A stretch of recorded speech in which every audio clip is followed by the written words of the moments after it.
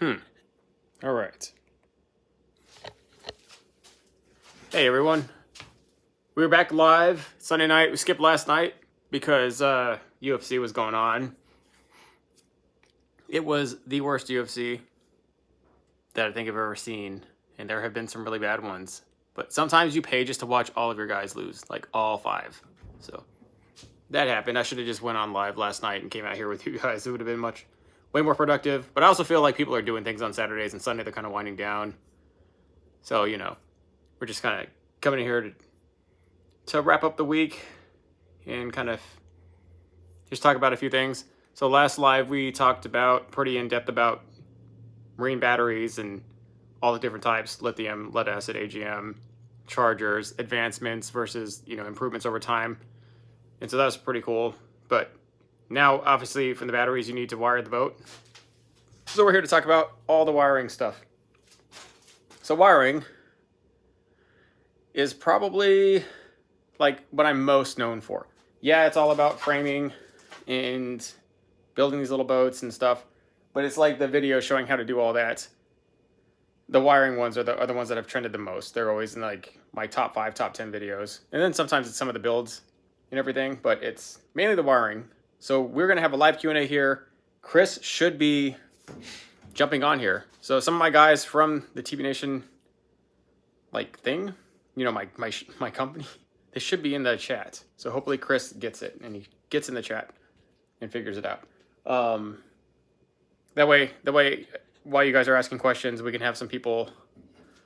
Yes, and Damien, we are giving things away, for sure. We're actually, an update about giving away things, since we're not giving away the budget build anymore because just of quality conditions from vermin damage. I'm going to end up keeping that boat and I'm going to use it for a little longer and figure out what I'm going to do with it. I still got to build my main big boat, but in the midst of that, we're going to give away probably 2 $500 gift cards, like the major gift cards, and then we're going to give away up to $1,000 in gift cards on top of that from here on out. So we'll be giving those away, truly. And so we're probably giving a few of those away today, 100%. So $50 gift cards, some $100 gift cards. We might get bold and do a $200 gift card, and we also have some products here that we'll also be giving away. And I also, only one person claimed one of the batteries. Like last time we gave away 2 onboard battery chargers, and gave away the Noco. So one dude claimed the Noco, the other guy did not. Nate, thank you for being here, sir. Tell Chris to get in the chat so you two can help these audience out, because see my crew's piling in the chat. They'll be like talking to you. Oh, there he is. Senate John Boats himself. Still hasn't changed his name. He's still got that crappy name on YouTube. It's all good. But he's here, and so you guys can ask away questions, and anything they tell you is pretty much what I will tell you, specifically the questions. But we're gonna go ahead and go over some of the advancements we did on the boat. Just a brief update because we haven't really done much. It was the weekend. Some products that we have, and then obviously the wiring kits. Give us a like. There's about 30 people in this chat. I'm super happy about that. Can we get 30 likes? And then if the likes keep going, the more people jump in, and it gets pretty good. I appreciate that. All right, let's go ahead and go over here. All right, so let's go over to the wiring stuff real quick, and then we'll show you a little bit about some other stuff. About any of these items we'll be talking about also. In fact, the people who make these items are actually in the chat. But this is what we're talking about, wiring. In here, I'm sorry, this is all jumbled up. This is all sent to me in one box, but this is like 2 kits. How was this? This 16 gauge? That's 14, huh? That's 16.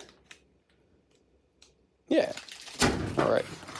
Let's get this all nice and separated so we can have our stuff together. This is not... So there's an electrical safety kit in here and a wiring kit. So they have them broken up so they can be cheaper, or we have like one ultra mega I want to wire everything in my boat kit, which is this kit. But we, yeah, so that's part of the electrical safety kit, which we'll be getting to. There's stuff missing. Wonder if I took some things out. All right, here we go. Dang it. Here, I'm sorry for the, let me turn this around here. The way the phone's not fidgeting everywhere. I can kind of just dig into this. Here we go. All right. All right. Man, where's the bilge in here? I don't know what to do with it.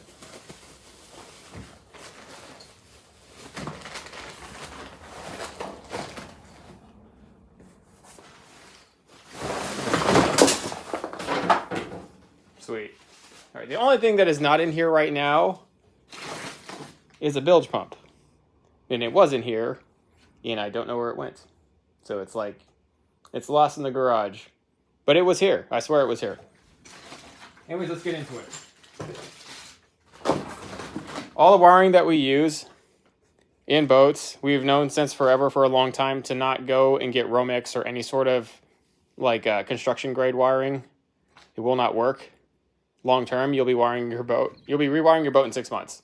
If you have pretty serious humid conditions, in dry conditions, you might get a year out of it, maybe. But whole thing is you'll have pretty gross electrical failures over time. So we've always just went with marine grade wire.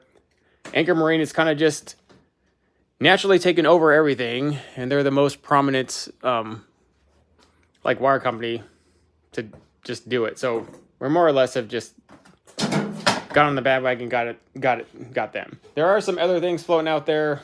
Some of it's lesser quality. Some of it looks too thin. What makes marine grade wire, marine grade coating, is the actual, for one, the coating sticker. I don't even know if I can use this. Can I use this? Can I cut this? I want to cut a piece. Give me a second. I'm going to cut this open.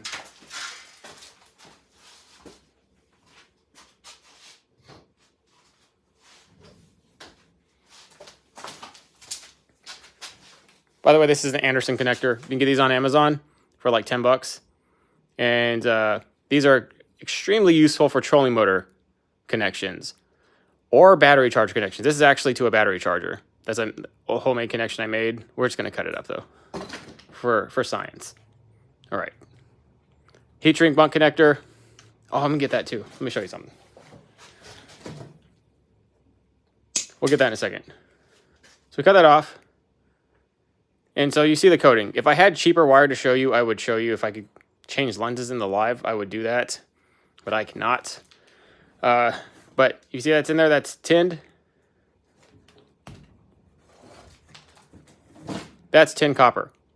It looks obviously not traditional copper. If you once you cut it, you can see the individual strands are copper. But you can only see that in the pot. But the rest of it's tinned. It's tinned because that dramatically decreases its ability to corrode. So in freshwater, which is what most of you guys are doing, this should last forever. There should never be a scenario where this corrodes. Like, it just shouldn't. In the saltwater is your biggest chance of it corroding, but even then it has a really hard time. Considering what saltwater does to everything, it's pretty miraculous stuff that this hangs up. Also, the coating itself, I don't know if you can tell how thick that coating is. It's quite thick compared to any other coating. And it's also a little bit more pliable and robust and resistant to dry rotting and degradation. Plus, if the wire heats up and gets super hot, something about the coating, it melts from the inside before it melts on the out. I don't know, to prevent fires. Like the whole wire itself more or less self-destructs before it's marine grade standard. So marine and aircraft grade are the highest standards that you're going to be able to achieve. But essentially, the standards for marine grade wiring are pretty high. ABYC has not made it easy for anybody. So this is standard 14 gauge wire. Right here. You see it. 14. So we're only going to, in our kits, we're only going to be using tin copper marine wire. And you need something else to know, that you will find marine grade wire out there that is not tin copper. Tin copper is not a requirement for marine grade applications. It's actually the strand count. So the strand count. So you can get away with less strand count, way less strand count in a household because the house never moves, ever. It just stays still. So as long as wire just stays still and is not constantly bending back and forth all the time, right? It lasts forever. It's the thicker the strand is, the less of its ability to resist constant shaking around and moving or shuddering. Eventually, that wire will break up. So a bunch of individual strands that are pretty small. So the smaller the strand, the more it can bend over time and be okay, like years and years and years. So it's about strand count. The tin copper is just icing on the cake. But when you come down, if you ever got a product like a trolling motor or pretty much anything out there, they are cheap on the products, and they will just, you'll cut open or splice against the wire, going to try and splice that stuff into here, and you're going to notice it's just standard copper. It generally should have a high strand count. If they don't have a high strand count of smaller strands, then they really just truly bootleg the wire. But just let you know, marine grade doesn't necessarily mean tin copper, but it does to us. That's our standard at TV Nation. So that's why we only will sell this.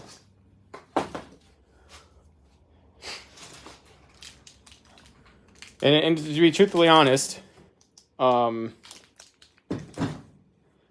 never had a failure from using the standard wire where the standard wire itself broke apart. It was always the corrosion. Corrosion does the wire dirty before the lower strand count does. So this is 16 gauge. 16 gauge is the bare minimum that, like the ABYC standards, the Coast Guard, all those people, the bare minimum you're allowed to legally put on your boat and sell it.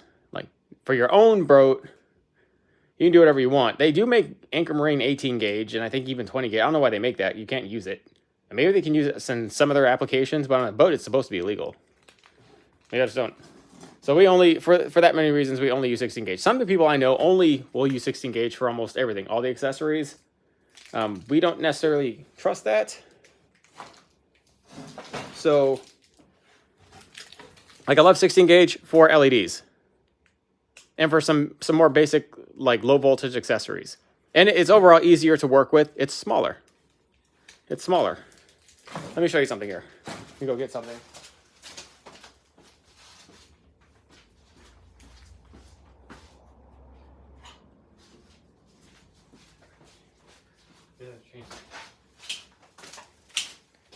All right, so there's, where are my pliers at? This is duplex.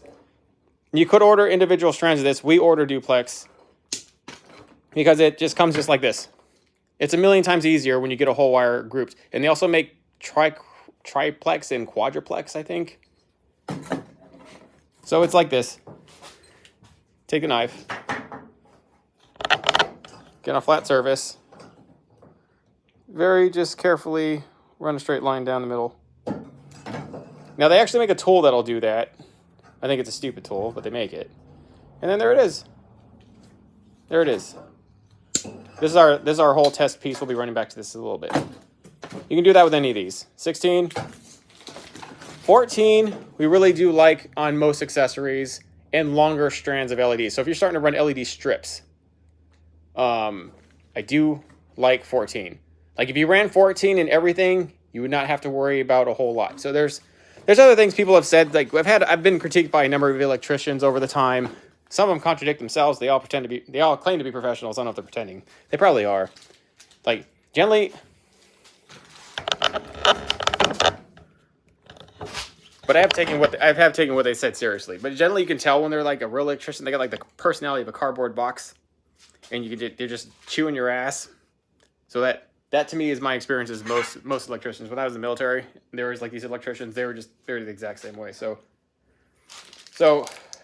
but they're kind of they've been pretty critical about all this stuff, and then talking about it all. And they're also talking about the flow, how we're only using 12 volts DC. So it's really, really easy to wire a boat at this point in time. It's cake. Just remember, if you're like worried that it's going to be hard or that you're going to electrocute yourself, here's the whole thing. Never connect any wire to a battery ever until you are about done. Or if you're going to test it, then take the battery out. 0% chance you'll electrocute yourself or cross a wire and electrocute yourself. You only electrocute yourself when you leave the terminals connected or you leave the switch on, and then you might arc the wire and melt them together or blow the battery up or hurt yourself. Like, I personally have never done it because it just makes sense. Keep the battery out of the boat. No electricity will ever touch you. You'll be fine. You'll be fine. A 7th grader could wire this boat. It truly is basic. It's when you start getting to AC, to alternating current, in a bunch of advanced systems where there's just makes this box look like tiddlywinks, that's where you just got worried. You really need a smart, like well experienced professional doing that stuff. And then, so that's one of those guys. Let's go back. So 16 and 14, right? Also, I like running 12. I'll be honest. I like running 12 if we're running LED strips. You know how we love running LED strips all the way across the gunnels. I love running 12 gauge all the way across the gunnel, like 12 gauge specifically. Can you get away with 14 gauge? Probably. But for ease of mind, I like running 12 gauge wire to any strip longer than 10 feet. So we're running 14, 16 feet of strip mostly. This one has a specific gunnel, the most awesome, like 3-inch gunnel with a little thing. So we'll be running LEDs underneath that strip for sure to light up the deck. That's going to happen to this boat. So we'll probably go to end up having to go. We could source. You're probably going to source some 12 gauge somewhere, just for my personal sake. But you could. A lot of people just run 14, and they tell it, and they're doing all right. That's the only thing we don't have here is 12 gauge, and I just briefly wanted to touch about it. But here we have. Let's talk about once you start running your wires. Let's talk about connectors. Let me put this phone back here. Guys, leave a like for the connectors. There's like 50 people in the chat, which is awesome. Thank you guys. Need 50 likes. Try to hit that like. Just hit that like button. This is like free information, guys. We're giving you a lot of information here, right on the fly with questions. So if you just leave that like button, that's really all we care about. And all right, so these are some of our switch panels. Let me get another one here.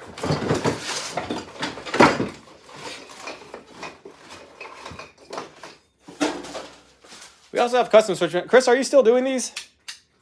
I should have asked him before the live, but we do. Chris is like an expert hydro dipper. He does like the most awesome jobs, and so he hydro dipped these switch panels. That one I've been saving for my personal boat.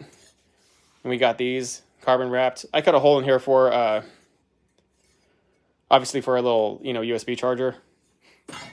Like this one. This one has it. So when we send you, yes, perfect.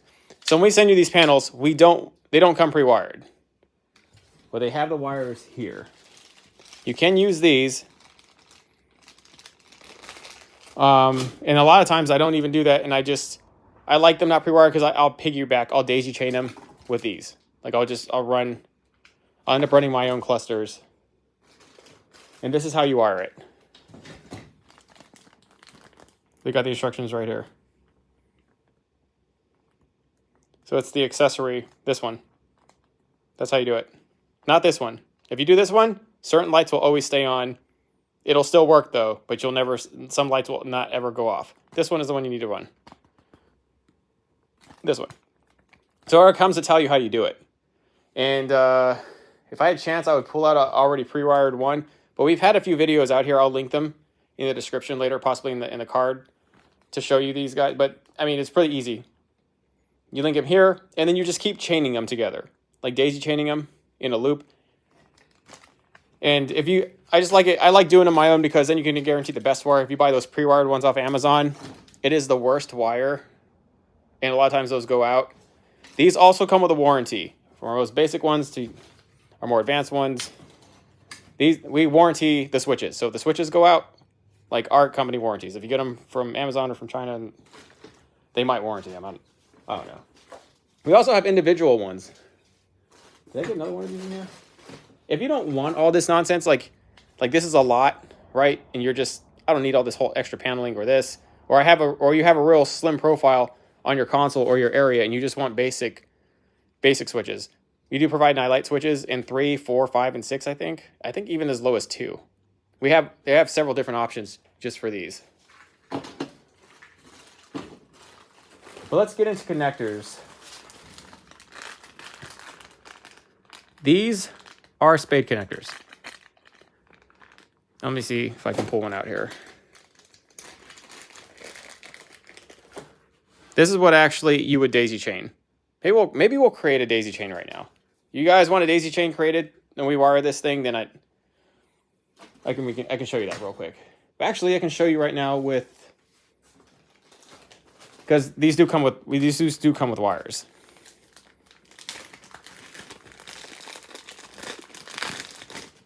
Here we go. The thing with these, you'll either have to get spade connectors anyways, because that's a male end spade connector. I just showed you a female spade connector. So you would end up just wiring these, and then whatever leads to your power sources or your accessory that you would use, you would just end up crimping that in the end and plugging this in. It's your spade connector. So we'll go through a whole scenario. We'll wire one switch. Wiring all of them is like a lot.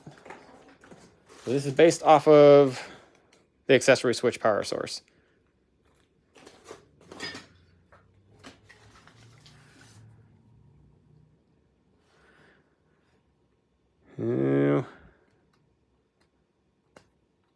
No, it's not over here. Like that. They go really. It's a male spade connector, female. That's what they're called, spade. So if you're looking for these later. And if you're wondering why there's 5 pins here, there's 5 pins because there's 2 sets of LEDs in here. There's one that's always constantly on, and then when you flip it, the bigger one always comes on. So these little smaller ones is just to let you know there's actual power running to your boat, which is useful when you're trying to find the switches at night. I used to just run 3-prong switches. That meant this one always lit up, that was fine, but then I could never, sometimes I had difficulty finding it. So having the 5 pin, it is worth it just to do the extra wiring. So there's like this, right? And let me get this one. Here we go.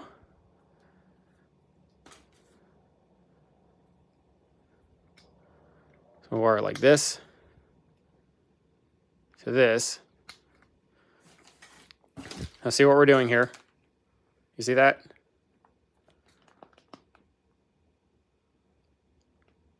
Okay, just like that. And you have one last little red one. You can do this. Now they have all these already made, so you don't have to go through what I generally do and daisy chain them all. In fact, now that I'm seeing this, I think what I do maybe is a little stupid. That is tin copper in there. You can see it. Huh. All right. Good job, Nightlight, for adding tin copper wiring. So let's show you what you probably should do now that we found out it's way more simple to do it this way. You take your end lead, say you're 14. Say this is coming from a bilge pump. You want this switch to be your bilge pump. You take this. Put that on there. Not this one. Sorry, this is too big. Let me get another thing real quick.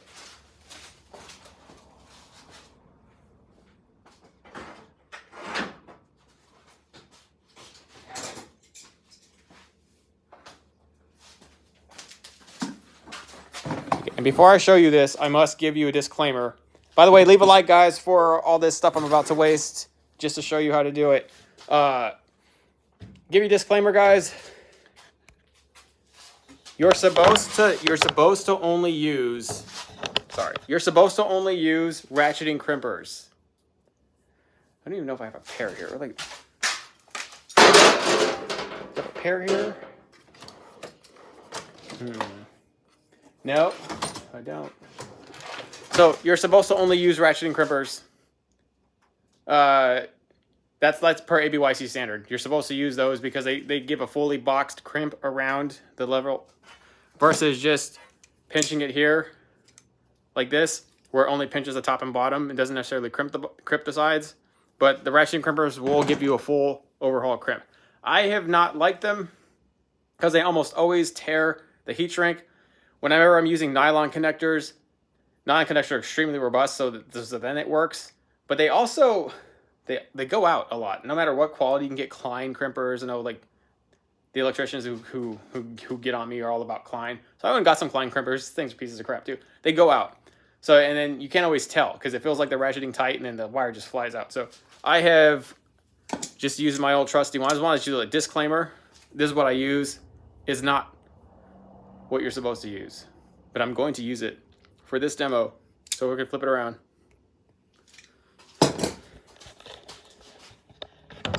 back to the demo.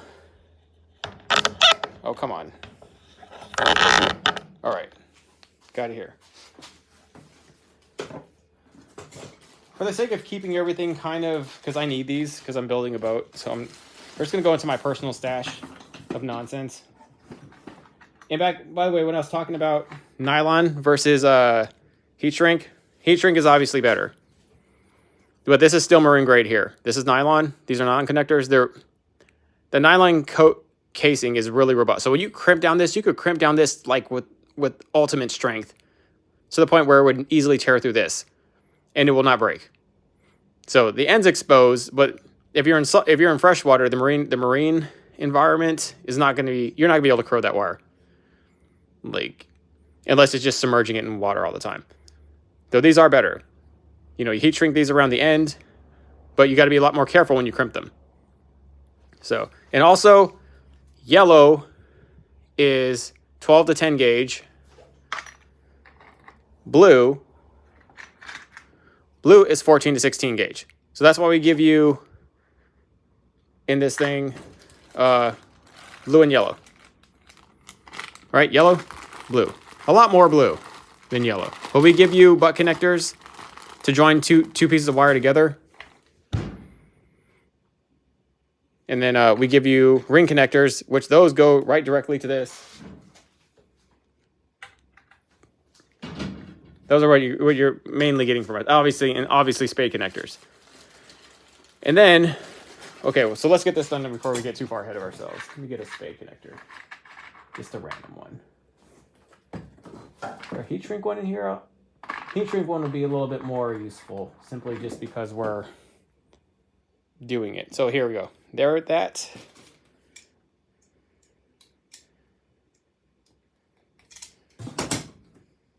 All right, so that's on. Where's our switch panel?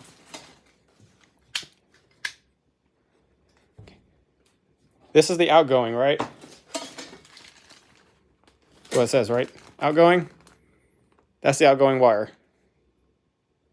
That number 3. I know you can't see in the camera because the camera sucks, but it says outgoing right there. This is your outgoing wire. This is what you're trying to run power to. This one is where your actual load in from the battery or from the fuse block will go into this one. So running it here.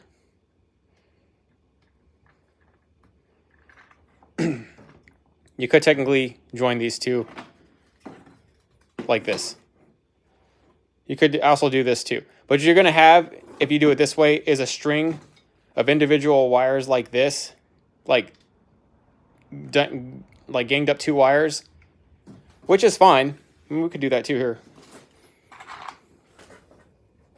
I'll show you that. I'll show you that right now.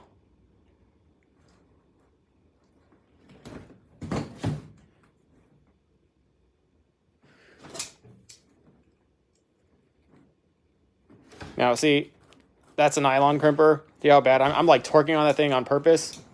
No damage. So they're a little nice. They're just easier to use. If I'm trying to go through a boat and I know it's never going to hit the salt, there's something to use. No, sorry. That'll light your boat on fire. Don't do that. Here. This. All right. So now, this is ready to go back to, well, you can't do that. That's a lie. Can't do that. This has got to go to its own separate deal. This has got to go to its own separate ground.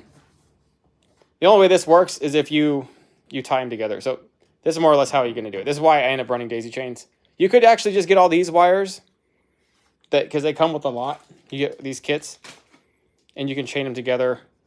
But this is the base level of how you would wire the switches. Sorry, I got a little ahead of myself there. And then we have videos. We have videos that show this stuff in pretty vivid detail. You got a really basic one that I did from a while back. And then I have like an ultimate one that's like 59 minutes long. And that shows you everything. But in a nutshell, that's how we do it. That's how you'd wire one of these switch panels with our 5-pin layout. And another thing I found out is all 5-pin switches don't have the same layout. So if you get 5-pin switches from like a third-party source, and you try to wire them this way, you might actually melt your wires together. None of them, they're not all the same. There's not one universal, okay, they need to all be all this way. It's pretty rogue. It's like pretty just out there.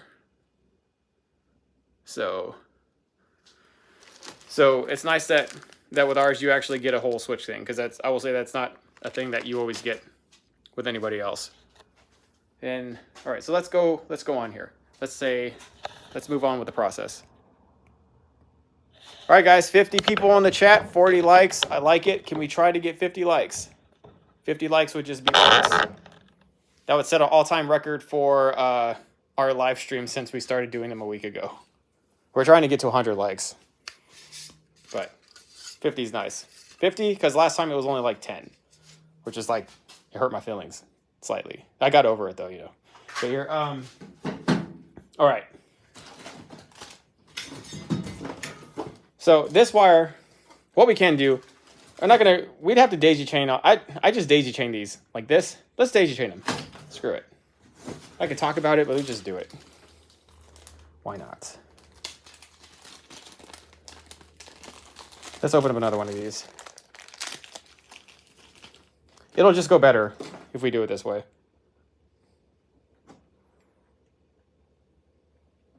Actually, you can. It's going to look ugly, but you can daisy chain them this way. Look. Look. You got to hook them. It's going to look extremely ugly, but you can just keep on hooking them. Just like that with... Yeah, I would honestly cut and splice that. Here. It's easier just to run it. You want the least interruptions between the wire. That's also something else you need to know. For the most solid connection, you want the least amount of interruption. See how this is an interruption? If we just ran this a separate wire, like the same wire looping in, they're already getting interruptions here, here, here, here. You're going to all like 12 interruptions, right? 12 total interruptions. If you're putting these on, you're already at 18 interruptions. It's not a monstrous decline in performance, but over time, it's kind of noticeable. Like it's harder on your system. Remember, like the more interruptions, the more things that happen, like the more resistance in the wiring overall. So the cleanest run, try to make clean runs. And if you pull open a boat that has like one piece of wire and there's 6 butt connectors chaining together the wire, get rid of that wire. Get rid of it. Or I'm going to cut this off. Goodbye, understand connector. This is for the chat. The live stream demands it. Oh, I didn't like that thing anyways. That's stupid. All right, let's get this thing going. So you have this here, right?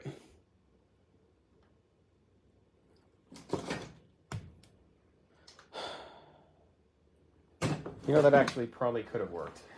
Let's run it.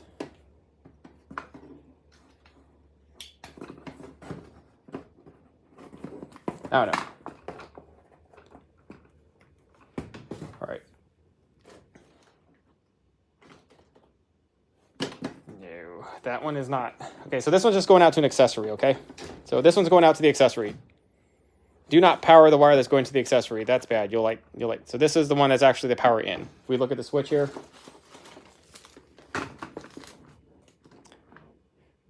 To accessory switch power, which is number 2 here. So we'd be taking this, putting that here. And these, just make ring connectors. By the way, make sure the coating is so thick in the wire count. I swear this is closer. Like if you're using this, it's closer to 12 gauge traditional Romex. So if you've been wire stuff at your house or doing whatever, the thicker marine grade wire, I swear 14 is closer to 12 in traditional wiring. So if you got strippers like these, put it on 12. Put it on 12. I think that's 12. And you won't risk cutting strips. Wow, I really screwed that up. Come on, dude. All right. See, I could edit all that stuff out on a regular video. In this live stream, just whatever happens. Kind of whatever. All right. These are 14 gauge ring connectors. These are heat shrink ones. These are nylon. We're just going to use nylon for the example. Did anybody see where my pliers went? I managed to not move at all and still was able to lose them. Oh, never mind. Oh, I found them. All right, here. All right. Bring on the 1.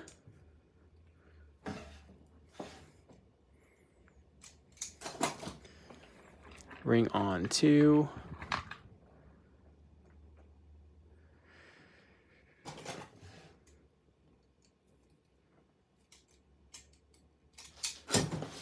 All right, so that's what we got, right? This one's still going out to the accessory. We're actually just trying to power the switch and give the switch power to give to the accessory. That's what we're doing right now.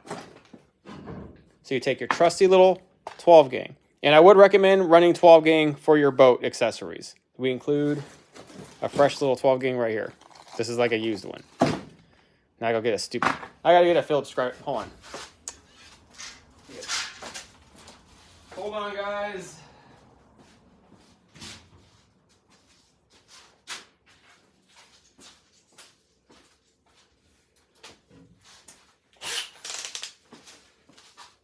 All right.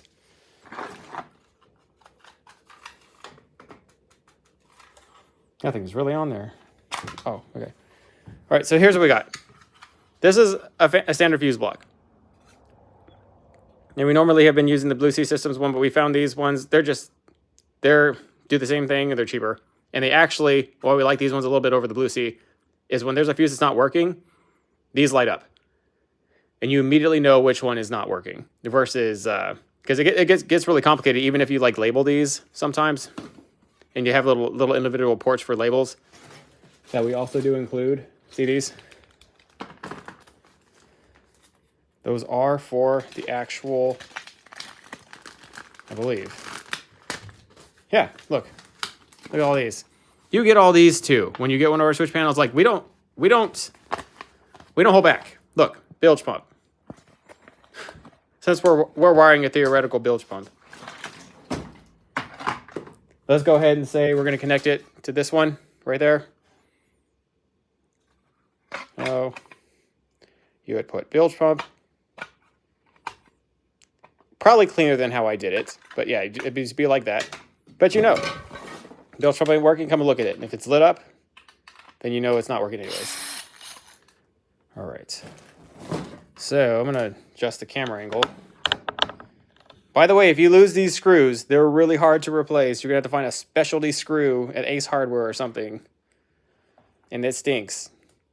Sometimes, I wish I buy like, oh no, I just wish they came with extra one of these. Because these have fallen underneath the boat gunnel or into some compartment and I have never found them.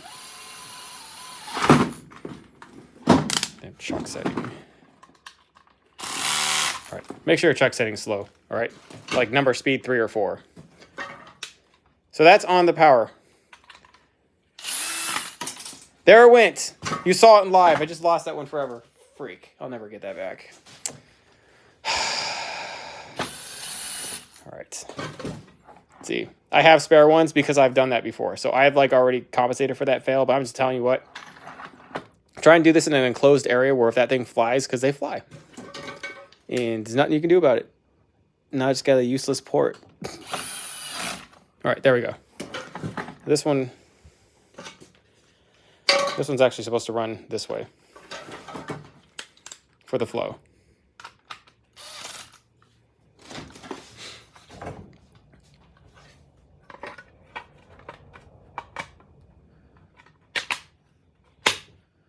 There. Going all the way up here. You can do that. You'd have to splice this one in though. The whole thing is with the accessory coming back, you'd have to splice this in with this one to make it run, because then you'll end up needing 24 grounds if you do it this way. So you need I'm just showing this. This is how you could power it this way theoretically. How we would power it, I'd always daisy chain the negatives. I always daisy chain the negatives. That way you only have one daisy chain negative lead, and it only takes up one of these ports. Because what I found in wiring all these boats is you'll end up having just as many as you need here or extra, but you'll always be using more grounds than you end up using power leads. It just ends up being that way. You're also going to have other house accessory, like small non-UHD fish finders that you're going to want to power off of this thing. They don't have any switches and you're going to need leads for those. So there is that. What's going on, Anthony? Anthony is also part of our crew. He's just not highlighted blue because I don't know. How do I make him? Oh, add him as a moderator. Sure. There, Anthony's here. Anthony, you're a managing moderator. Your name's going to be blue. Big Boat Nation coming soon? No. Everybody's leaving the John boats? Well, they're not making any more John boats. So it's kind of hard to... I don't know. There's only like 1 or 2 companies out there making them at all. So we'll see. All right. How you guys doing here in the chat? You doing all right? You doing all right? All right. So what do you guys want to kind of see next? Do you want to see an actual daisy chain for the negatives, or do you want to kind of move on to the other stuff we got in that box? So there's quite a bit, but I'll let you go in on it. Just give you guys a minute, because I know there's like a 12-second lag or something on the chat. What's been going on here? Is there arguing? Oh, we're good? Okay, we're good on that. That's one person. Anybody else need anything?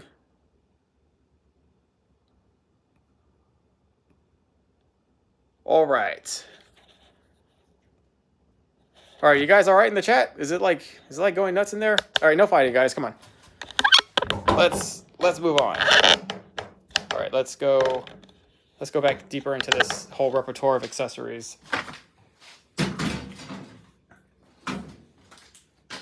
All right. So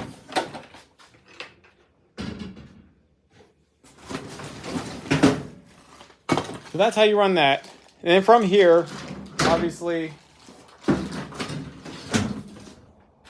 you would have even more. Let me just connect these real quick. Kind of digging these spade connectors for troubleshooting. I'm not. You're gonna have these here. These are the ports for your power end and your negative end. You're gonna have to be running wires from here out there. So we give you a lot of 6-gauge. A lot. In the trolling motor wiring kit, we give you quite a bit of 6-gauge. This is like for the trolling motor wiring. That's a lot. That'll run a whole bass boat from the back, from the front all the way to the back where most of the batteries generally are. I think it's like 20. It's like a lot. And I think this is a standard one where we don't send you quite as much for like for the standard kit because you need less. But this is 6-gauge, tin copper marine grade wire. If you go and source this from like West Marine or anything, it's extremely expensive.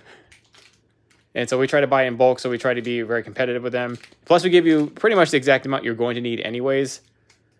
But it's pretty hard to find this stuff around. Bass Pro doesn't generally carry it. The only place I know carries it is like West Marine or Boat US, and they're both extremely expensive. When I go there, I know I'm going to get hosed, but it's like a convenience factor. Like I need a part now. So we're just trying. But this is what you would use. These.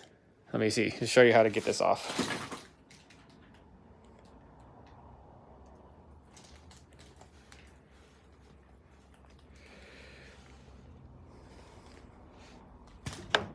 Ha! All right. There's that.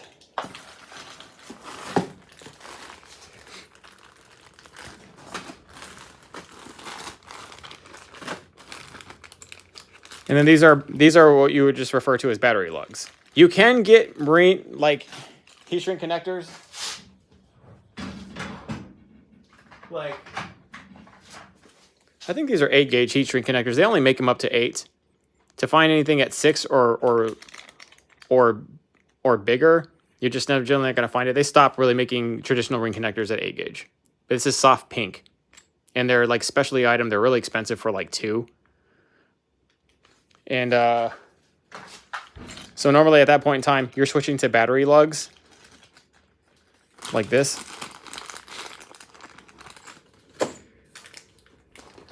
And that's a 6-gauge battery lug. Put the fit.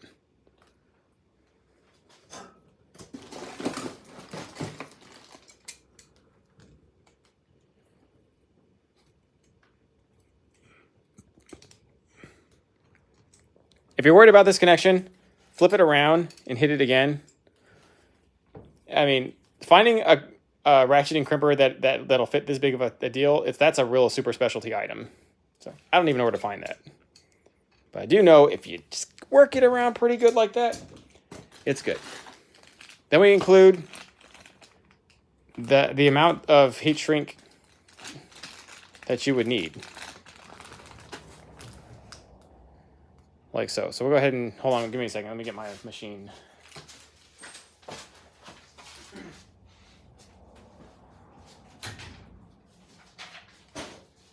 And also those lugs, guys. These lugs are tin copper lugs. So everything here is, I'm pretty sure, tin copper lugs. You can use the standard copper lugs, but obviously it's not flowing with the whole marine grade design we got going on. Hands off for the old school Milwaukee thing. Is this gonna heat it up? Yeah, it'll be all right. Takes a minute to heat up though. Not near as fast as, say, the wired heat guns. Those are extremely hot and extremely fast to melt these, but this is super convenient because you don't have to run wires everywhere. And this thing also doesn't get so hot that it'll burn a hole in the side of whatever you got going on, because I swear a standard heat gun is just like a blowtorch.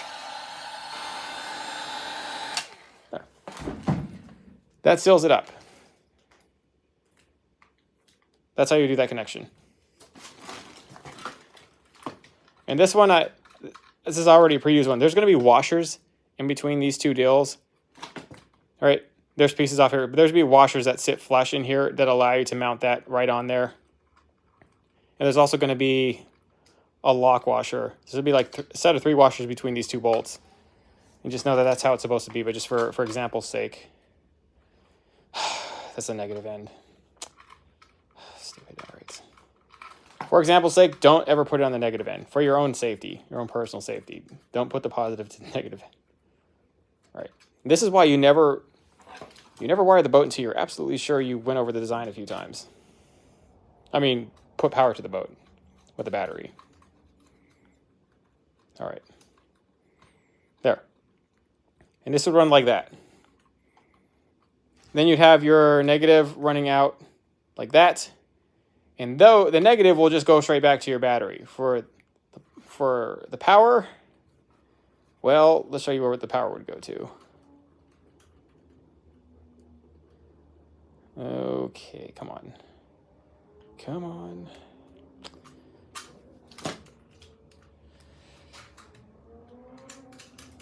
All right. Let's see in this kit what we have.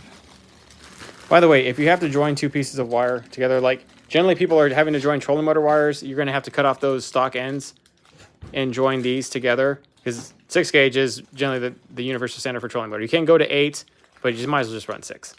6 does hold. If you're like trolling at a really high speed for a long time, 6 does hold it better. And so these are them. You would also use the exact same heat shrink we used on the end for the battery lug on this stuff.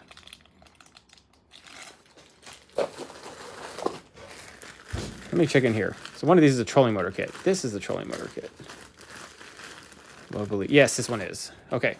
We give you a trolling motor. We also sell a trolling motor kit. Specifically, it just has 6 gauge.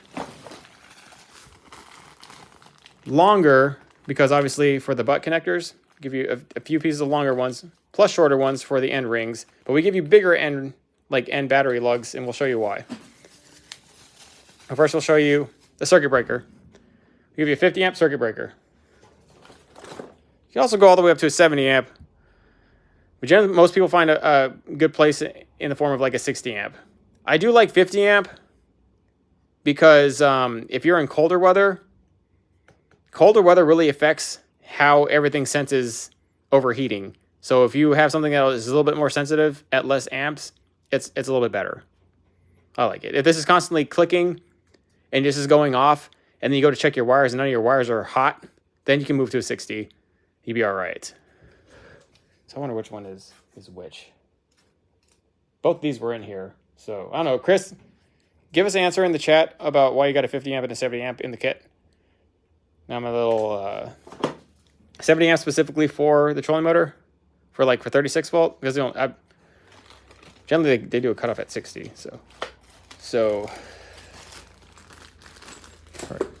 okay, and so these bigger ones, there's a bigger reason.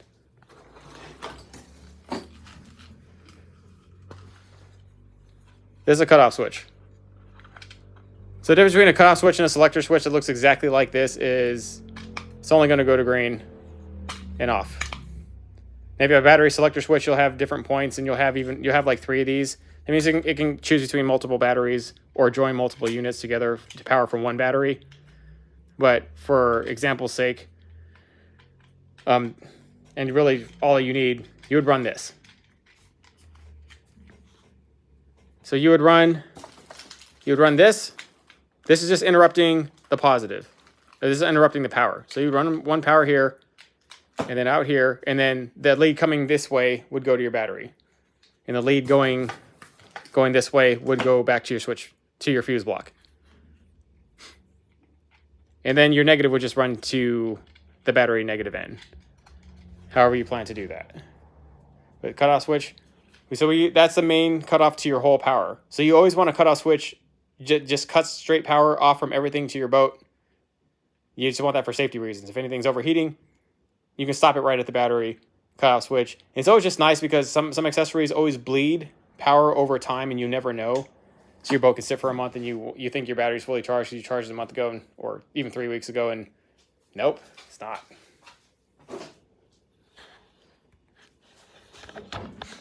All right, guys, that's that. We are going to go on to, let's talk about boating safety. We have a safety electrical kit too. And it is only slightly different, but not much. So let's flip this back around.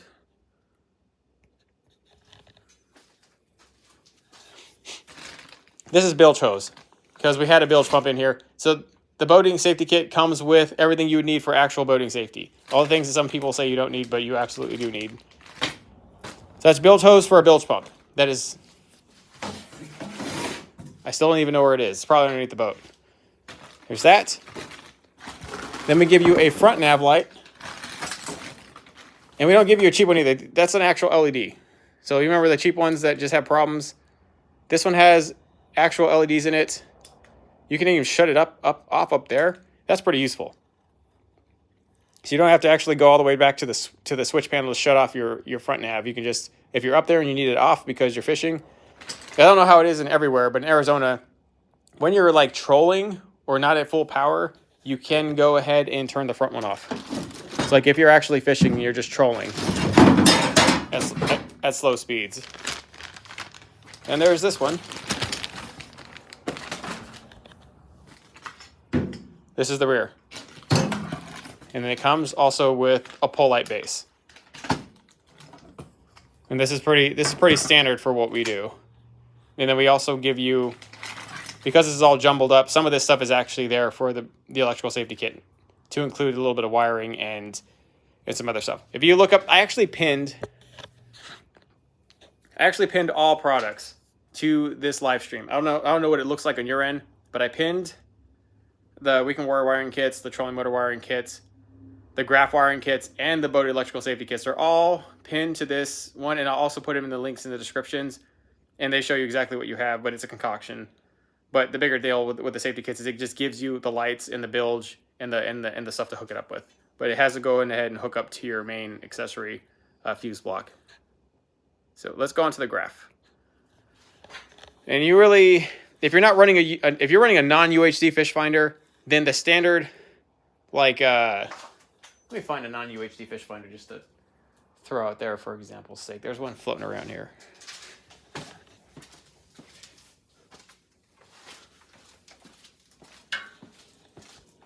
Huh. Where'd it go? Maybe it's not. It's floating around here somewhere. Nope. I'll never find it. I'll never find it in time. You guys will leave the chat by the time I find it. But a non-UHD fish finder, you can probably get away with 14 gauge. And fine. Because fish finders by themselves pull really low volts. And Chris knows a little bit more about that if you guys have questions specifically. It's the UHD fish finders that for For some odd reason, the universal consensus on them, and I don't know the science behind this, I really don't, but the universal consensus is 10 gauge wire. And I know if you guys have done any sort of construction work and you know what 10 gauge is actually used for in that field, you're like, 10 gauge wire, why are you using 10 gauge wire for a few amps? Because it's massive load. I think 10 gauge can support up to 30 amps, I think, right? Normally, it's pretty huge. Like a 10 gauge extension cord is the thicker, more expensive extension cord in construction world. Over here, the reason they explained to me, they run 10 gauge for the UHD fish finders because it's only 12 volts, so not a whole lot of amps going through there. So some about the bigger wiring, allowing the current to run smoother even though it's only 12 volts. It allows it to work better even though it's low voltage. I don't know how true that is, but it's a universal consensus. If you go into any of the forums, any of the Facebook pages, they all claim 10 gauge does them better. And I don't know. So for that reason, we have just made a kit that gives you exactly what you need if you're going to run something like an Echo Map or a black box, like these things. That is the black box. And those are Garmin Echo Map 94 and 93 SV UHD transducers. I had a little floater out here. I don't know what happened to it. It's missing. But I had a non-UHD fish finder. Like a Garmin Striker 5 or 7 SV or CV, those are non-UHD. Unless Garmin upgraded their game and made them all UHD. But those can get ran on nothing. If I had a non-UHD fish finder, I would just have it really for my home graph. Like the one I have next to the cockpit. Or the one I have next, like mounted on my console. Just to give me general navigation. Where we're having UHD fish finder, I don't know, you really need it at that point in time. It's the UHD ones that are running all the Panoptics, all the live scopes, all the active targets, all that Mega Live, and all the super, super fine data on the 360 transducers or just the side imaging transducers. Those are the ones that require, that everybody's universally claiming to require 10 gauge. So here, let's get into that kit.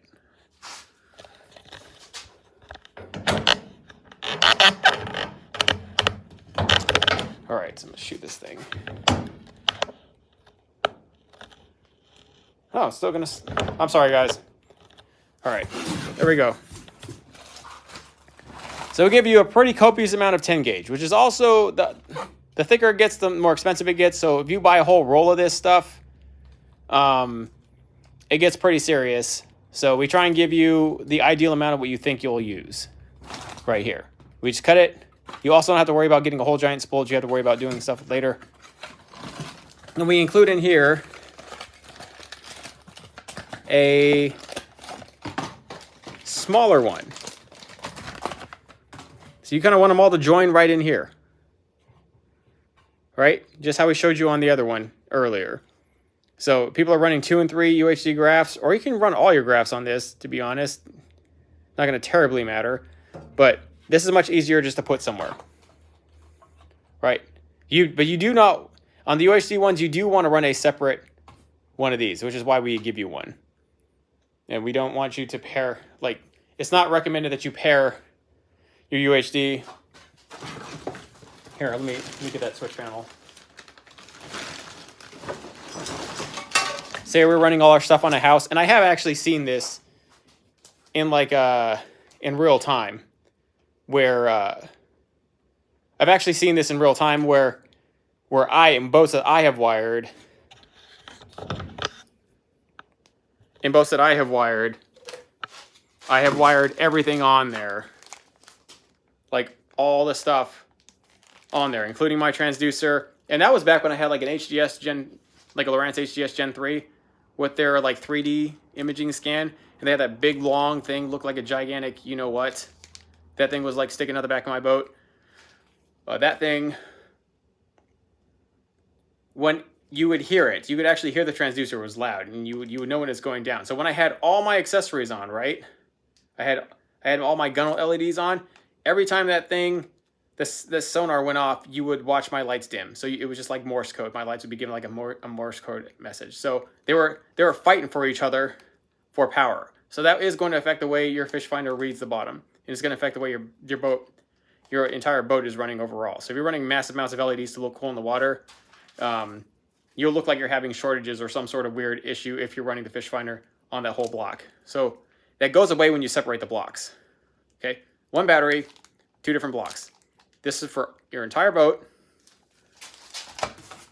And this one is for just your fish finders. And this is 10 gauge. 10 gauge. It's pretty serious. Just run this. And we also give you enough 10 gauge ring connectors and butt connectors. You should be able to wire anything with this kit. You should be able to wire 2 or 3 graphs. Give you quite a bit. And that's what a lot of people are doing now. So the game is really changed. I don't know if it's changed for the better, but the fact is it has changed. And some of these things are... The last little piece, also a cutoff switch.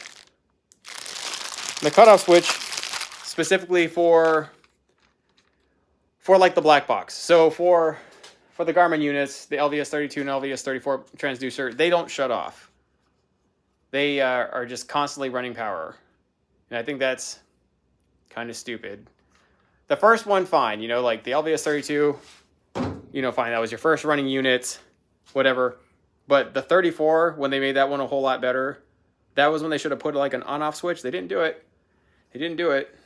So, I don't know. All I do know is that you have to turn them off when you're not using them or you'll burn those units out. You'll burn up the transducer and you'll burn up the boxes if the units themselves are out of the water. So we include a cutoff switch for that, which is extremely useful. I'd always like it to protrude. I have mine hidden in a compartment in my boat that is supplying power from the battery, you know, from the battery to the fuse block, and then the fuse block all the way to my graphs. And this is the joining unit that cuts all the power to that. And I'm super glad I have it. But if you have it actually showing, sometimes you can forget in a pinch, you can forget to turn it off. And it's just nice to know that if you're just casually glancing around your boat and you see that it's on, you're like, it's not supposed to be on. I'm motoring out with my transducers out of the water. You can go shut it off. But if it's tucked in a compartment, you just don't know. Yeah, so constant sight on that one. So I would try to make that protrude somewhere out, like the front, like where your bow is. And the mic 2-inch hole saw you can flush mount. That's exactly right. We do flush mount. That is right. It does come with these like bolts, which I have a stockpile of these because these never end up working for my application. I end up generally doing what Chris is saying. And we'll definitely do a live. Once this boat is rigged, we're going to come back and show you exactly what we were talking about in this one. But this front here, it has just enough of a lip that if you do use a 2-inch hole saw and you plop it there, only this sticks out. And you don't have to mount this big, log, gigantic thing. Only this sticks out, and it's super low profile. In the back, you're going to need some clearance for the back for this to clear behind the wall, but the wall just sits right there, and that is actually how I've ran pretty much all these. The only time where I don't do it that way is when you have a super convenient, spacious spot down in a compartment, and it just makes sense for you just to screw or bolt this right directly to that wall. And then from the fuse block on, you can just run the 10 gauge. We'll give you quite a bit of 10 gauge. You can still run 10 gauge from the fuse block to the battery.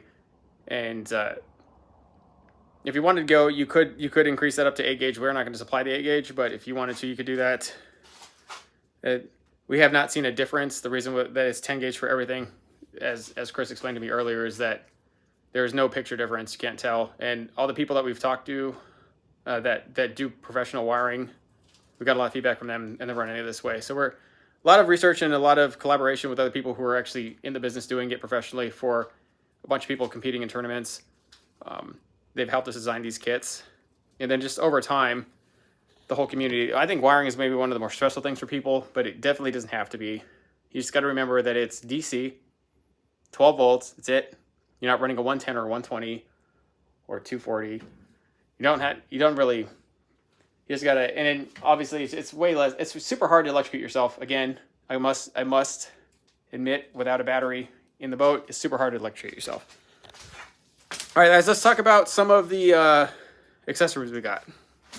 Let me put some of this stuff down here real quick.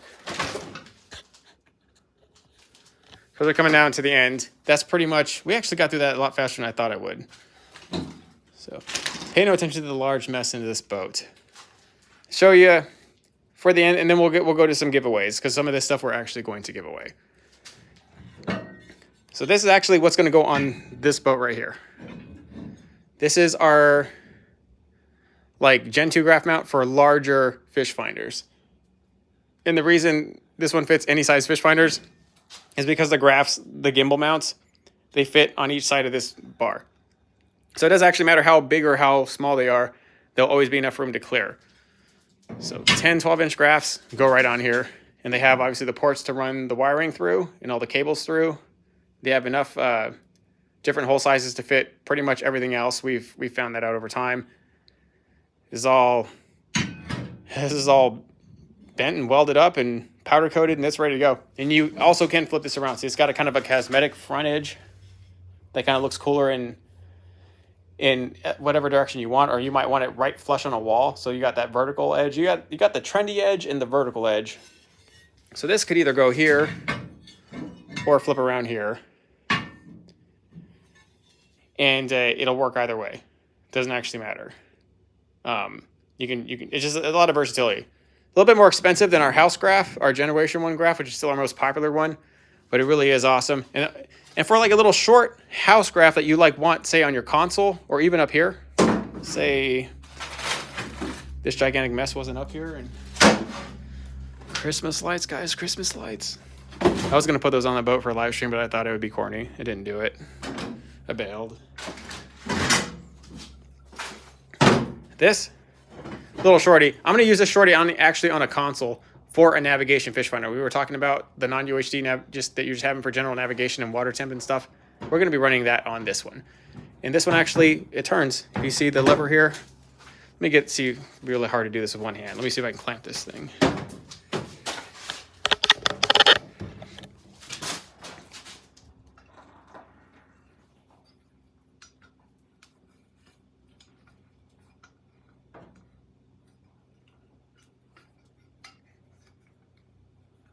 You can tighten it down. Once you found the exact angle you want, this is where you tighten it down. And you can press that button. So like, say it's hitting a fish finder, press that, depress, and you can get back some more leverage and pull it. You can just tuck this thing out of the way. You can tuck that thing right out of the way. This is a small one. This one's rad. I wish I'd have had these like a few years ago, but we have them now. All the necessary hardware, all the adjustments, nylon bushings. You know, this is a lot of stuff. This is like one of our more advanced. A lot of our stuff is generally very, very basic and simple. It's just pieces you put together like that fish finder, but this one's pretty good. Another one we have is this one, which I'm pretty stoked for this one. If I didn't have this real trendy front this front's gonna mess it up for me here, this whole thing. So I'm gonna have to run the trolling motor this way, and so I can't really mount this one where I'd want. But if I had my way, because this one has the exact same operating system that one has. This is our big UHD graph. Obviously, a big graph can go on this one. This one will support a lot of weight. So all the wave shuttering and turbulence going down the lake, you can angle this one however you want. And this one also will fit a larger profile. It actually could fit right there. That's pretty cool. I might have to use that. It would be right there in a perfect spot. I wish I could probably mount that onto it. That would be sick. I would have to go this way. I don't know. They can do a few things here. I'm gonna think about all that. Maybe not. We'll probably figure something out. Okay. But we have options for this boat, and those are just our graphs. And I have a Generation 1 graph that's still on my other boat that I didn't pull off, but our Generation 1 fish finder graphs are the most popular thing out there. They're the cheapest one you're ever going to find with solid quality aluminum construction that's warranted by us. And then, check these out, right here. Remember I was talking to you guys about our vertical day boxes and some of our tackle storage systems. I understand fully and completely after having done several of these boats that not a whole lot of you want to make a super advanced layout. You just want something that performs better. Something with a subfloor, a front deck, a back deck, a few hatches. It doesn't have to be all crazy. And so the whole thing is like you still need things like places to put your baits, your phone, like fish attractants, small tackle boxes, like all the odd items that if you don't have like built-in day boxes like these, it starts to get real tedious. So, but that's a lot of stuff. Like what I had to do to install these day boxes, it was very miserable. I did hate it. I'm still like angry about it right now. But you don't have to be angry like me. You just be smart. Because we made these vertical day boxes. These are complete solid aluminum construction, powder coated, drain holes if it gets a little watery out there. But we have tool holders on each end. And then we have like individual ports there for lures. And how these would go, see this wall? Right on the wall. Just they're right on the wall like that. Obviously elevated up a little bit off the subfloor for obvious reasons. But once it's like that, you can just start throwing things in there. Let me see. Do I have anything to throw around in here? Pretend this is a lure. Just like, I don't know. It holds a lot of things. I will just say that. Oh, wait, I got a tackle box. Doesn't have anything in it, but that's like the standard small tackle box. Assuming you don't have like a lipped wall like this. Say maybe you had it here on the side of the boat. You could stick two of these simultaneously, like side by side, or it'll fit one larger one like this, or it'll fit that plus a bunch of extra stuff. I have like 6 of these in my other boat, 6, because they are friggin'. And the big thing is like the kayaks. I know you've seen Webb's tackle system and those little kayak systems where they have something like that, but it's a mesh, nylon like woven, floppy thing. They always stretch out. They always bust out. They don't do a good job. But those actually, for some odd reason, I don't know why nobody's ever done these on the market yet. We're the first to kind of do them. But I tell you, those things make all the difference. You can have the most basic boat that over time you'll start to like resent it for being so basic and you wish it had just this much more. Those will fix it. I tell you, right in all your crucial spots. Oh, I need to get my worm bag. Oh, I need to get my bag of whatever. Or I need to get my terminal tackle box. They all fit in there. Get 2 or 3 of those in your boat, and you're good. They're a little expensive, but they're solid aluminum powder coated, and they're going to last forever. They're not going to break. They're not going to bloat out, just like the other ones. And then another one, we have a little shorter one. The shorter one might honestly be my favorite. It might honestly be my favorite because I found like I can stick more stuff in here. Like look at this one and compare it to the profile to the other one.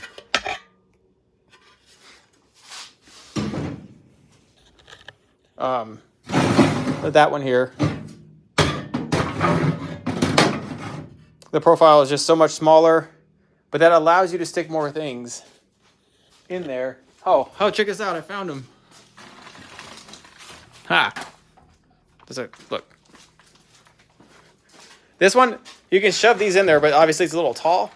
So I really like that for like the tackle boxes and like tall things. But for like the short ones like this, they just stick a little swim jigs in there.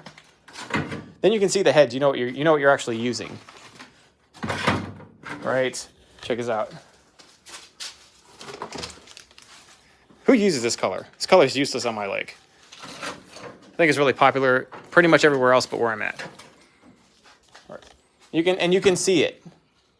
So these short ones are actually starting to become very, very much a favorite thing for the lures. I used to stick them all in here and then I'd have to like fish through it and look for it. So I just kind of use these big ones for tackle boxes and more oblong things like bigger stuff. And then these for all my immediate, like I have a strategy. I put everything in my current strategy that I'm going to go try to stick it right in there so I can access it.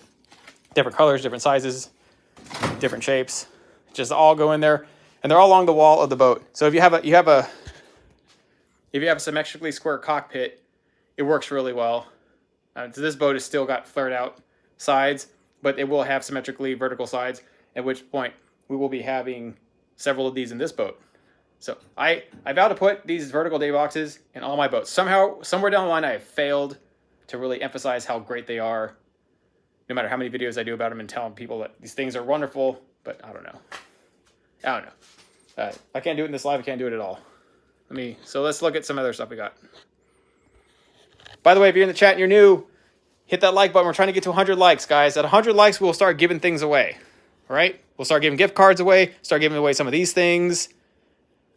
And might even give away some of these. If you guys impress me here with likes, we'll see.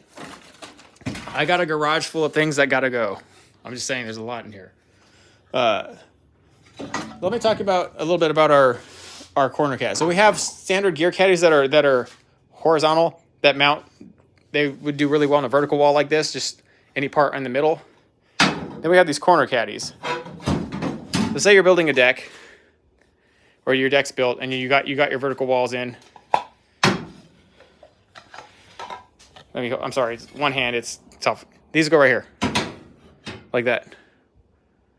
And these have very much some of the same qualities as the day boxes, with the lure mounting holes, ports for your tools, which I can't tell you how valuable those are. And then obviously a cup holder. So the caddy, the corner caddies, just wonderful. Wonderful. Another staple accessory right along with the vertical day boxes. That's black powder coated. And now we started making these black matte powder coating because a lot of people have gotten feedback and they want like a more of a matte rugged color versus this glossy. So I think the ones that are coming out, I don't know if they're coming out shiny like this anymore, but we have made kind of a switch in powder coat color. And then there's this one. This is actually audience inspired. Audience inspired. This one is just a mega caddy. So that's a phone port. The phone goes right in there. Spots for your tool accessories, and then dual caddies. I think this is meant to be mounted on a vertical wall too. Obviously not on this wall. This wall is not a good wall to mount it because that super over generous lip I got going on. I got to do something about it. But go there. I've seen them mounted here. I've seen people kind of use them as like a center, like a centering, almost like a center console box, but it's not, obviously it's not a box, but it acts like a super conservative console box in the middle. And I've seen some people design them right into their front. Where it's designed right into their front, they just incorporate it into the design, and it fits pretty good. So we have these two. He's actually going to give one of these, maybe both of these away. All right, guys. 50 people in, 50 people that can win something. All right, let's get to we'll cut you a break. What's going on, Justin? Cut you guys a break. Let's go ahead and just get the likes to 80, and we'll go ahead and start giving some things away. And for every X amount of likes more, we'll give something else. All right, I made you a moderator, Justin. Justin's part of our crew too. Big, huge part of us. He's just low key in the shadows, but he's a huge part of our crew. So let's go ahead and. I really would like a mount. Holding this thing is stupid. Let me mount this thing to something. Never mind, it's too much. All right, I'm just going to hold it. All right. Well, I got a good one. For one of these, shipped to you right now.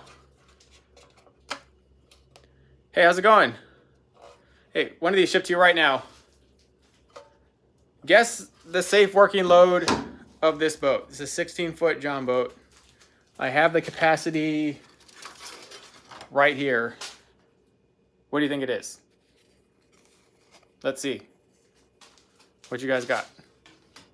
What do you think the safe working capacity of this boat is? Almost, not 250? Man, that's like low. 850, that's too generous. 965, that boat had to be a whole lot bigger for 965. 8. Oh, you guys really spit that out quickly. Somebody got it. Who said 600? Crappy Kev. Let me just make sure nobody got it before you because there was a bunch of spam comments. But I think Crappy Kev got it, guys.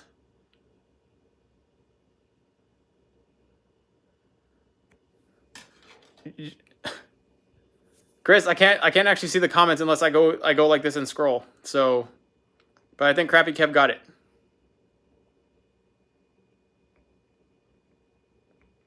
I think he did. Yep. Crappy Kev. All right. So how you redeem this, go on Instagram or Facebook and find our page or our account and DM us saying, my name's Crappy Kev and I'm going to need your name and address. Like just privately give that to us in a DM and we'll get it out to you. We'll get it out to you.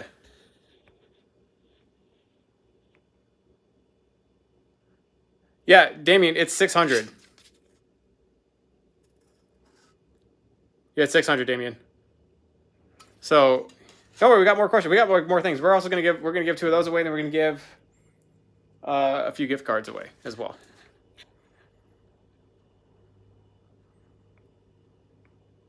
All right, let me just check through some of these things. Chris told me to stop being a squirrel and check through the comments. Was there something I missed? There's him telling me to stop being a squirrel, and then there is pick a winner, Mike. All right, here I'm just gonna keep on going because the chat is honestly ridiculous and it's hard to read it from the. There's a lot of comments in here, so let's go into the second one. I'm gonna show you guys something real quick, and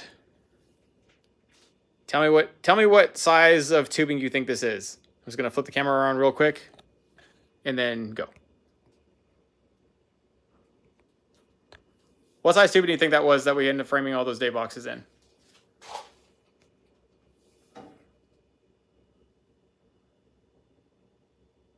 Dang, that was pretty. Okay. Sean got it. Sean got it right away. Sean just spit it right out. Sean was the first one to actually comment on it. Sean Martin. All right, sir, you got this. Here we go. So go ahead to exact same instructions as we did for Mr. Crappy Kev. DM us on Instagram or Facebook with your name and shipping information. Tell us say that obviously you won the gear caddy, and we'll get that gear caddy to you. All right. So now for a $50 gift card to our store that can be used for anything, including all these accessories we got here. I think of a question. Okay. I know. I asked you guys last time what my favorite boat at the moment is. What power tool must? Hold on. Let me see what G-Style. What power tool is a must-have for a big build? We can do a tool. We can do a tool live, but there really is a series of tools. There is no one tool. I would say an installation driver or a multi-head, like the DeWalt multi-head, like the thing I was using earlier to take those pins out. I'd say that's one of the most useful things that you could actually get, and a bandsaw. And then just obviously all your standard tools like your driver, drill, but a bandsaw and an installation driver or multi-head drill, they're pretty good. But a rivet gun, obviously, I don't know how I messed that up. A rivet gun is for sure a good one. Dang, that should have been my question. Oh, I got a good one. Here, I'm just gonna to be fair, let's do this. Okay, look here. See all these? Take a look. All right. Okay, there's some of those too. And then there's all these too. Okay. Out of all those, what do you think is my favorite? Not the tape measure. Do you think a tape measure is my favorite thing? No, that's not it. What do you think is like my most favorite tool to have out of all those? Well, there's like 4 bandsaws in there, so I mean, saying a bandsaw. What size bandsaw? The small one, the medium one, the installation driver? Dang, that was pretty.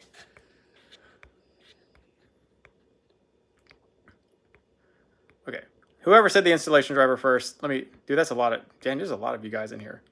You see here. The M12 rivet gun is a very close second or third. Portable saw. Let me see.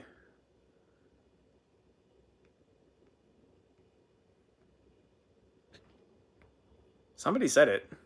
I seen it. Maverick, you got it again. The installation driver is actually my favorite tool. It is. Where is it? Oh, it's right here.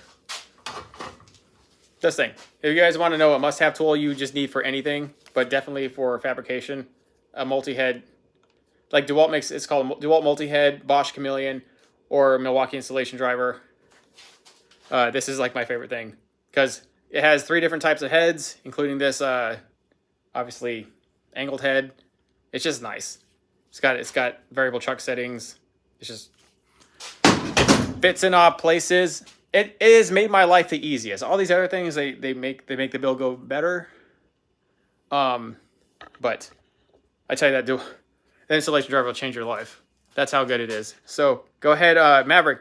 Same deal. DM us on Instagram or Facebook, and we'll get you that gift card. Let me actually write that down. Maverick.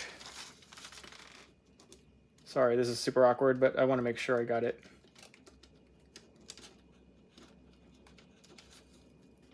Okay, Maverick. Just tell me your screen name and obviously your other information. Well, we don't need your address. Just DM us and we'll coordinate with exactly what we need from you. Because the gift cards can be done electronically. It can be done a little different.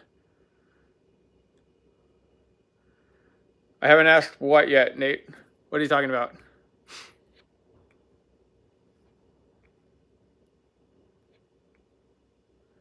Biggest bass I've ever caught? That's a good question. Yeah, let's go. What's the biggest largemouth I've ever caught? Somebody's about to hurt my feelings. Say like 1 pound. Watch. You're definitely not getting the prize if you say that. Even if that was true, I would lie. But yeah, what do you think the biggest bass I've caught?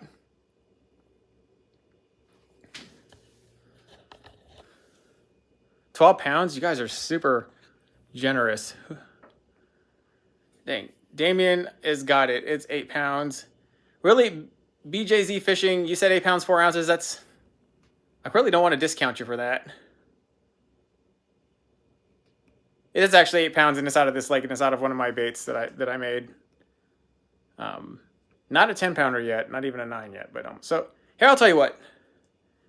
BJZ Fishing and Damien, you guys both were right there. We're going to go ahead and give you both a $50 gift card. Same thing. DM us. Say your screen name here on YouTube and what you won, and we'll coordinate how you did it. Yeah, you won, Damien. You did. You got it right on the money. You for sure won. And then BJZ was close enough. I feel bad to snake him for being off by 4 ounces.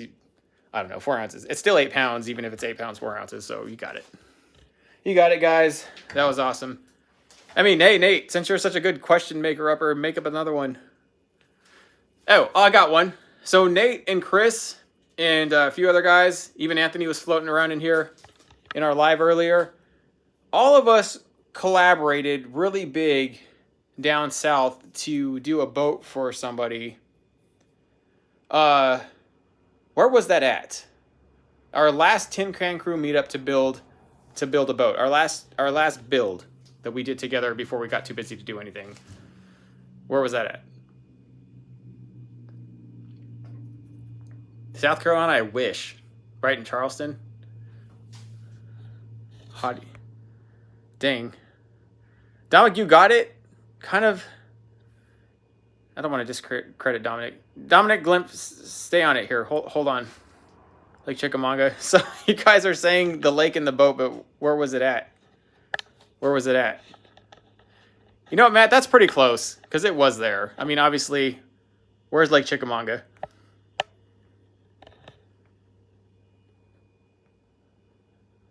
Matt did get it. And to be honest, let me see. I think somebody else got it too. Dominic Glimpf, since you've been in our lives pretty supportive this whole time, you get a $50 gift card. And so does Matt. Because Lake Chickamauga is where it was at. It wasn't the state or even the city, but it was the lake. That counts, right? It was actually Dayton, Tennessee, where we went in there and we got that. So that was the last time, hopefully not the last time ever, but the last time we were all able as grown adult men to get our crap together and go to another state to build a boat. We pissed off everybody at that place, though. I don't think they really knew what they were getting themselves into, how much noise and what it actually takes to build a boat like that. There was our whole crew of master builders, and it was stressful, man. The staff were all mad. We're making all kinds of noise. Because it was done in this hotel. It was a really cool place. I forget what it's called. But it's a hotel for bass boats. right on the Dayton Lake, right on the Chickamauga, right on Lake Chickamauga, right there. The ramp is right there. The tackle shop is like one turn away. And then it's got a garage for your bass boat. And then you just stay up on top of these really nice suites. It was sick. What was it called? Chris? Nate, what was it called? What was it called? I don't even remember. I don't even remember what it was. That was a long time ago. Oh, yeah, you caught Nate that trip. Shut up, Nate. Freaking Nate, you know the reason you caught that bass like that is because you chugged like 6 Red Bulls. I was tired. You ever like frog fish on Chickamauga? You could cast that frog for like days. After a while, you just get burnt out. You're just like, that sucks. And he was just, every time he would start to get tired, he would chug a Red Bull. That's why he got it. He was a maniac. Nate is a maniac. He really, truly is. It was all right. It was the PB Lodge. That's right. If you guys are ever in Dayton, Tennessee, or in that area around Lake Chickamauga, check out the PB Lodge. It's sick. It really is nice. We did have a lot of fun there. And I know they didn't really care for us and all the noise we made and all the ruckus that our kids did, but we did really appreciate them giving us the opportunity to go down there and do that boat for that one person. So, yeah, Nate got him on the frog. It was a big one. All right. So for the $100 gift card now, though, what should we ask for the $100 gift card? Nate, Chris, any question? Oh, I got one. So give away. Okay. Let me see. All right. Our Southeast shop. I need to know where it is. And you get a $100 gift card right now. Not just the state, the city.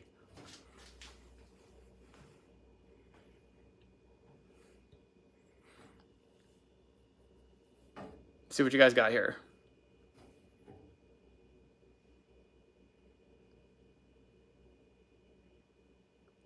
Dalton, GA, no. Oxford, Georgia.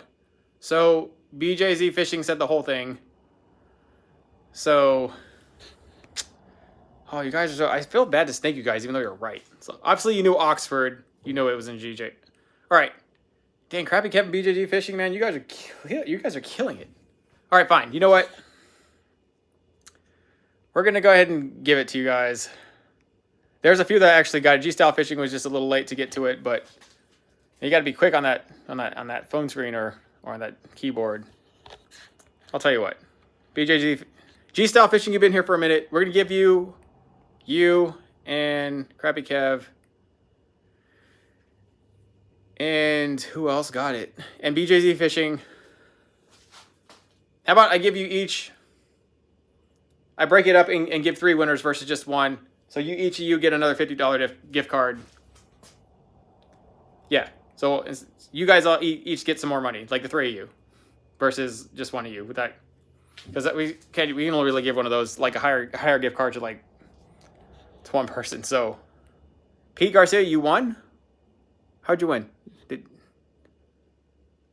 Did you say? Where's Pete Garcia saying? I didn't see. Okay, I didn't see your comment.